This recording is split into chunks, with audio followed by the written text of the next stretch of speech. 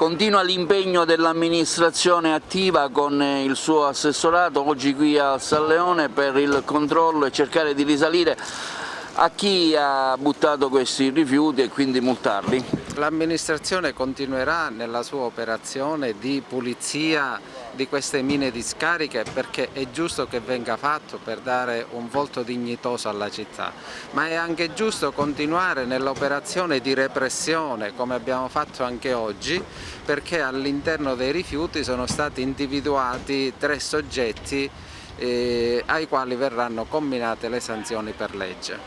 Un lavoro che abbiamo visto, c'è un impegno dell'amministrazione anche attraverso il corpo della Polizia Municipale. Sì, noi abbiamo istituito il nucleo ambientale opererà in maniera permanente e anzi vedremo di potenziarlo nei prossimi giorni.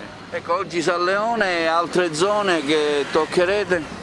Altre zone che toccheremo sono sempre le solite, quelle relative a Fondacazzo o altre piccole discariche che continuamente si formano in città e che queste sono e saranno attenzionate da parte del nucleo ambientale. Ecco, ricordiamo che da giorno 15 ci sarà un maggiore controllo, in particolare per i rifiuti alimentari. Ecco, ricordiamolo magari a chi ci vede in questo momento. Noi abbiamo ricevuto una comunicazione da parte dell'impresa che ha in gestione il servizio, la quale ci dice che dal giorno 15 non ritirerà più i rifiuti se non conferiti all'interno dei mastelli.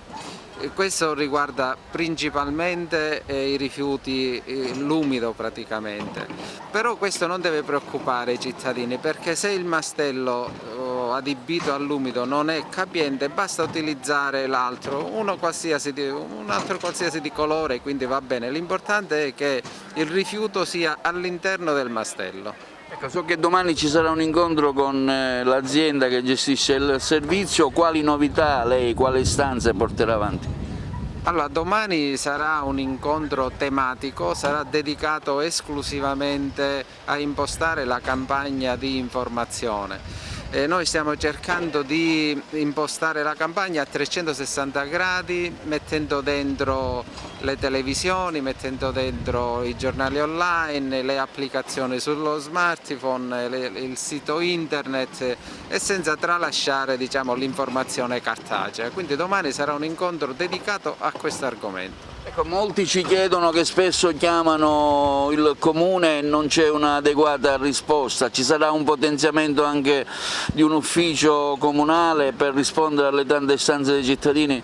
Sì, cercheremo di mettere su una comunicazione più snella con il cittadino anche tramite un'applicazione attraverso la quale il cittadino può fare le opportune segnalazioni.